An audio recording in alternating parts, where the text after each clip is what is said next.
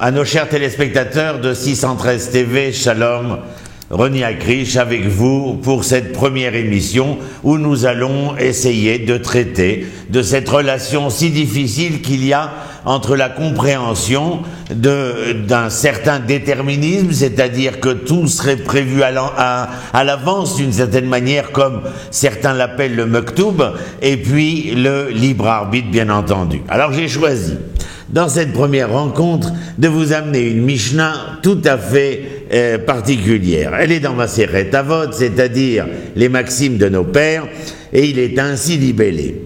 Akol tsafouy ve'areshut netuna ubetov haolam nidon ve'akol lefi rov hamaaseh. Je vais traduire, bien entendu. Akol tsafouy, ce qui veut, bien entendu, dire que tout est prévu. Ve'areshut netuna est tout à fait le contraire, c'est-à-dire que la probabilité de rendre possible tout est entre nos mains. Ou Betov haolam nidon, et le monde est jugé selon le bien, le bon et le beau de ce projet divin, et akol lefi rov hamaaseh, c'est-à-dire que tout dépend bien entendu des actes, mais des actions, des faits et gestes de chacun de nous. Or, si vous me permettez, il faudrait peut-être reprendre cette phrase et la partager de manière à mieux comprendre. Je vous la rappelle. Akol tsafouy, c'est que tout est prévu à l'avance, sorte de Mektoub comme nous l'avons dit. Mais la suite, c'est Areshut netuna. Mais là, je ne prends pas cette partie-là, je vais directement à la suite, Ubetov haolam nidon. C'est-à-dire que je partage la phrase en 4 morceaux. Premier, Akol tsafouy. Deuxième, Areshut netuna. Troisième, Ubetov haolam nidon. Quatrième, ve'akol lefi hamaaseh.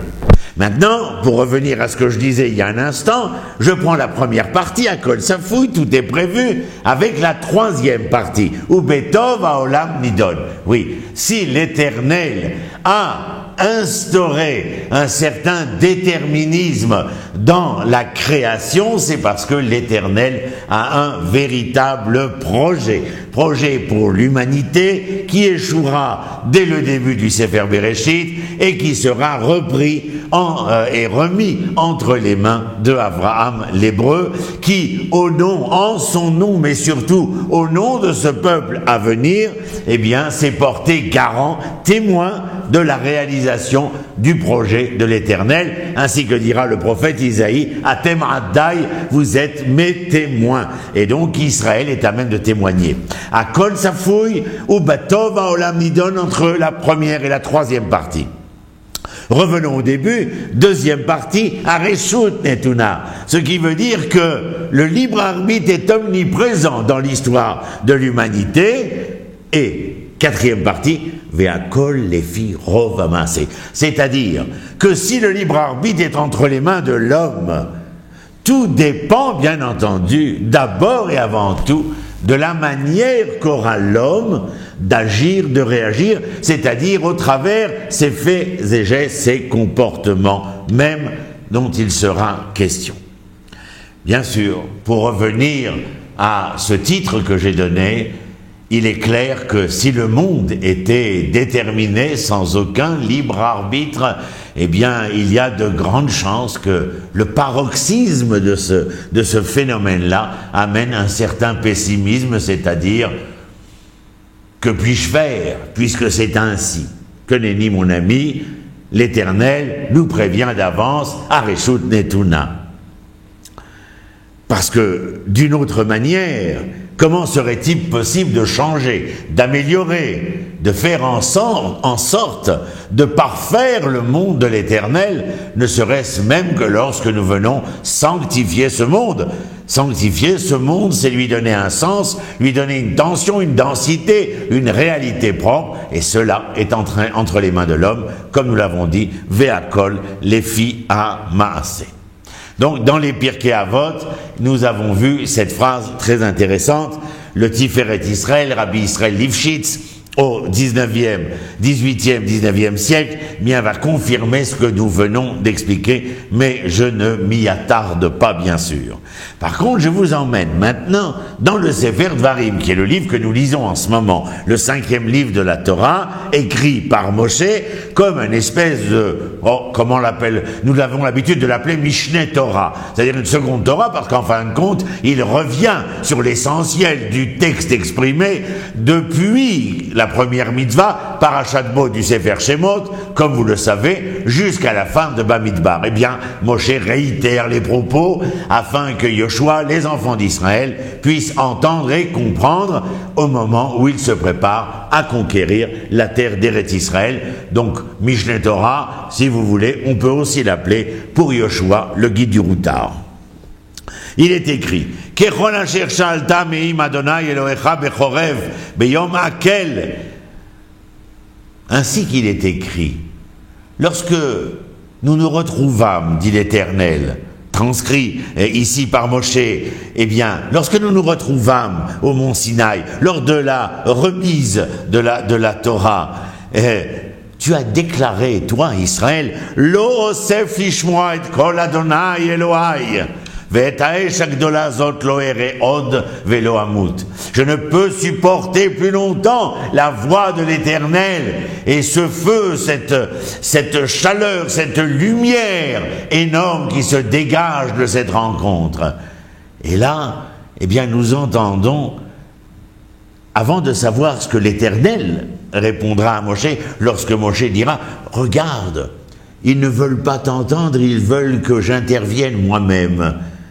Ils ne veulent pas de ta voix, ils ne veulent pas de ta lumière, de ta chaleur, ils veulent entendre ma voix car la tienne leur est absolument insupportable. Tout le monde se rappelle bien entendu ce midrash où les âmes auraient quitté les corps et donc en fin de compte nous serions confrontés dans cette rencontre avec l'Éternel où tout serait entre les mains de l'Éternel et rien, absolument rien entre les mains de l'homme. Eh bien nous serions confrontés à quelque chose qui aurait perdu la vie, qui aurait rendu son dernier souffle. Aussi les enfants d'Israël, dans leur manière de s'exprimer, dans leur manière de revendiquer, eh bien, vont engager Moshe non seulement à l'étonnement, mais on s'imagine la question posée à l'Éternel et la réponse de l'Éternel.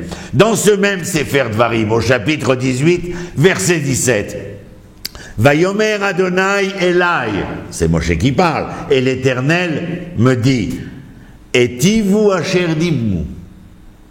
Ils ont bien parlé, ils ont effectivement exprimé ce qu'ils voulaient dire, c'est-à-dire que l'Éternel, ici encore, eh bien, vient confirmer le desiderata des enfants d'Israël. Nous ne voulons plus entendre la voix de l'Éternel, ni subir le feu et les lumières de l'Éternel. Nous voulons que toi, Moshe, tu interviennes. Il y a là, ainsi que le remarquent nos sages, une volonté de vouloir affirmer que ces hommes d'Israël, ces Hébreux, comme nous les appelons, eh bien, veulent être pleinement, tout ou partie de l'histoire engagée par la création divine. Ils veulent non pas être, comment dire, les objets de l'histoire divine, ils veulent en être les sujets, et ces sujets veulent l'être parce qu'ils veulent participer, parce qu'ils veulent collaborer, comme je le dis à l'instant.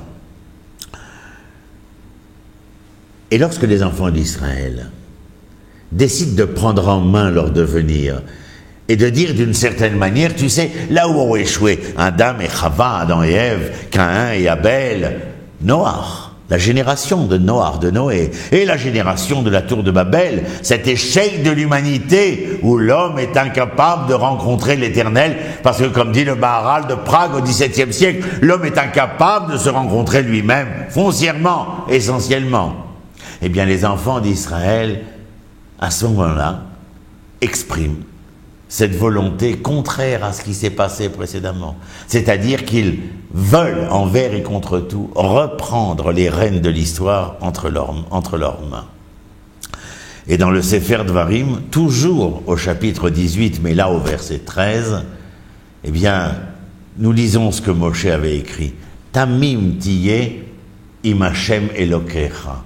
Tamim tiyei b'Hashem Elokecha. Celui qui ne sait pas ce que veut dire Tamim doit lire Onkelos, ce romain converti au judaïsme, qui va traduire les 5 livres de la Torah. Et à propos de Tamim, il écrit Onkelos, Shalim. Vous entendez bien, Shalim, c'est-à-dire intègre, entier. Certains avaient l'habitude de dire, mais je crois, sans avoir beaucoup fait de recherche littéraire, que le mot tam voudrait peut-être dire le simplet. Il n'en est rien. Écoutez. Yaakov ishtam yoshev ohalim. Yaakov, cet homme, pas simplet, mais intègre, parce qu'il était au sein de sa tente. C'est parce qu'il était dans l'intériorité de son propre être qu'il arrivait à faire valoir cette intégrité. Torah Hashem temima meshivat nafesh. La Torah est aussi un élément plein et entier, une intégrité. C'est la raison pour laquelle elle est capable, meshivat nafesh, elle est capable de redonner vie. Alors vous comprenez que Tamim, c'est cette intégrité. Tamim tiye im Hashem Elokecha. Il faut que tu sois entier avec l'Éternel ton Dieu. Alors que veut dire être intègre, entier, cette plénitude de l'être? Eh bien, je crois qu'elle se réfère, je pense, certainement qu'elle se réfère à la fin de ce passage de la Mishnah que nous avons vu, Ve'akol lefi rov ha'maaseh, et tout dépend bien entendu de la majorité, de la plupart des actes, des faits et des gestes de l'homme. Dans le livre de Shoftim, c'est-à-dire le livre des juges, il est écrit dans le Midrash qui concerne ce livre-là, Kerol asher sha'alta me'im Hashem Elokecha bechorev bezo zachu she'amdu lahem nevihim. Le Midrash vient et nous dit, c'est grâce au fait que vous aviez décidé de prendre en main votre histoire, c'est-à-dire d'en être les sujets réels, que les prophètes vont pouvoir trouver une raison d'être, une raison existentielle au sein de l'histoire d'Israël. Car en fin de compte, Navi, c'est Nif Pe Hachem, le porte-parole de l'Éternel. Oh, vous ne vouliez pas m'entendre? Eh bien, voici que le Navi sera mon représentant. Ah, le Navi ne viendra pas vous dire ce qu'il faut faire ou ne pas faire. Il n'est pas là pour légiférer sur la notion de loi, sur la législation d'Israël. Mais il sera toujours là, ce porte-parole de l'Éternel, pour essayer de vous faire entendre raison, c'est-à-dire essayer de vous conseiller, dit le Midrash ici. Conseiller. Parce que nous avions vu dans le livre de Dvarim ce que les enfants d'Israël avaient déclaré. Dans la Mishnah, Masechet Eduyot, il est écrit Maasecha ikarvucha ou Maasecha irachukra. Slicha. Tes actes vont bien sûr te rapprocher ou bien t'éloigner. Qui de nous n'en est pas pleinement conscient?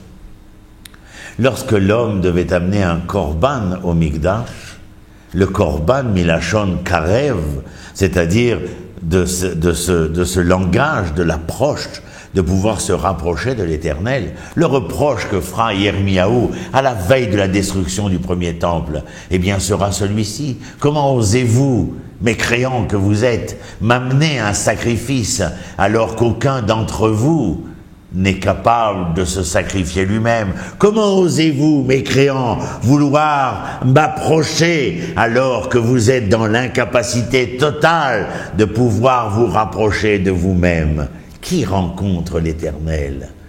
Est-ce à travers la génisse, le mouton, le bélier ou le taureau que nous allons rencontrer l'Éternel? Non, c'est vous qui êtes les sujets qui amenez ce korban, mais parce que étant suffisamment proche de vous-même, alors il est en vous la capacité de pouvoir amener ce sacrifice pour racheter les fautes qui furent les vôtres. Mais c'est pleinement conscient de qui vous étiez que vous vous présentez devant moi, jamais autrement. Maasecha ikarvucha, tes actes te rapprocheront et tes actes t'éloigneront. Il est clair ici que nous devons faire très attention à cela. Le Sfat Emet, le petit-fils du Chidouché Harim, Rav Yitzhak Meir Alter, c'est-à-dire le père de la Chassidoute de Gour, le Sfat Emet, on l'appelle d'après le nom de son livre, écrit quelque chose d'absolument extraordinaire. Je vous le fais partager. Tamim tiei Hashem Elokecha, vous vous rappelez, intègre avec l'Éternel tu devras être. Qui a Kadosh Baruch Hu el Bnei Israël lema'ala min hateva. Les enfants d'Israël sont bien au-dessus de la nature. Oh, ça me fait penser à quelque chose. Il y avait une fois un Italien, historien, philosophe, Jean-Baptiste Vico, Juan Battista Vico, au XVIIe siècle. Eh bien, il se met à classifier les nations selon l'ordre des normes et des valeurs de chacune des nations. Et puis, concernant Israël, il déclarera dans ses écrits qu'il lui a été impossible d'insérer normativement la nation d'Israël. Et il déclarera que Israël n'est pas une nation comme les autres, c'est une nation qui appartient à la méta-histoire. Regardez le Sfat Emet. Je ne sais pas si le Sfat Emet avait entendu parler de Juan Battista Vico, mais c'est intéressant. Bnei Ela, Akadosh Baruch Hu Ela Bnei Israël lema'ala min hateva. Akadosh Baruch Hu élève les enfants d'Israël au-dessus de la nature. Si les normes et les valeurs qui régissent le mouvement de l'histoire des hommes dans cette réalité de la création, Israël en est la méta-histoire. Velachen en lahem le'ashgiach al simanei hamazalot, les enfants d'Israël n'ont pas à se référer à la cartomancienne ou à l'astrologie ou à je ne sais quel autre horoscope. Rakt ta'aluchato ibnei Israël ou rakefim ma'asehem. Et ce que fera l'Éternel sera directement lié, ou nous pourrions dire arithmétiquement, inversement proportionnel. Selon les faits et les gestes des enfants d'Israël, l'Éternel se révélera aux enfants d'Israël. Le prophète se rapproche de toi, qui beomram davar, ata imanu venishmea, af ki bevadai tov lishmoa mi piarav. Af le'asher bnei Israël evinu, ki en zochim leze mitzad ma'asehem, lachen lo ratzu beze. Si jamais l'Éternel n'avait pas répondu et entendu leur appel au mont Sinaï, alors oui, le monde aurait été déterminé. Oui, il y aurait eu un Mektoub dans l'histoire des hommes. Mais dans ce cas précis, la volonté des enfants d'Israël fut co-signée et contre-signée par l'Éternel lui-même, dans le sens où le Sfat Emet dit ici, Ki ken bacharu lahem liyot anagato itbarach imahem alpi ma'asehem. Et nous revenons bien entendu à savoir ô combien nos faits et nos gestes sont importants. Venitan lahem ken, et donc Dieu accepta. Vezeh siman she'amru dvarim be'emet. Et le fait que Dieu ait contresigné, c'est que la vérité était sur leurs lèvres. Velachen utav bnei Adonai, et ils ont trouvé grâce aux yeux de l'Éternel. Vezeh tsarir kol Israël lida. Et tout enfant d'Israël doit savoir qui kol anagato idbarach, toute la direction divine, imanu, avec nous, les enfants d'Israël, mais la création tout entière, taloui dépend foncièrement, mais ma'asenu. Voilà. Pour cette première émission, je crois qu'il était important, nous continuerons la semaine prochaine, bien entendu. Je crois que c'est un sujet qui demande énormément d'investissement, d'études et de profondeur. C'est la raison pour laquelle je vous ai préparé en plusieurs fois cette possibilité de venir à la rencontre des textes, bien entendu, et surtout du livre essentiel qui nous accompagne depuis toujours, le Tanakh, la Bible, comme nous l'appelons, eh bien, de pouvoir aller dans les profondeurs de l'enseignement que Dieu a dicté à Moshe, que Moshe a transcrit et qui nous servent aujourd'hui à faire de ces hommes au singulier, chacun selon ses actes, selon ses faits, selon ses gestes, à faire valoir la dimension plurielle d'Israël, c'est-à-dire de ce que l'Éternel a voulu, en choisissant Israël, faire de ce devenir de l'humanité, à savoir le peuple hébreu, témoin de la volonté du projet divin, où ce projet divin, c'est l'identité morale de la manière d'être homme. Shalom, Leïtraot.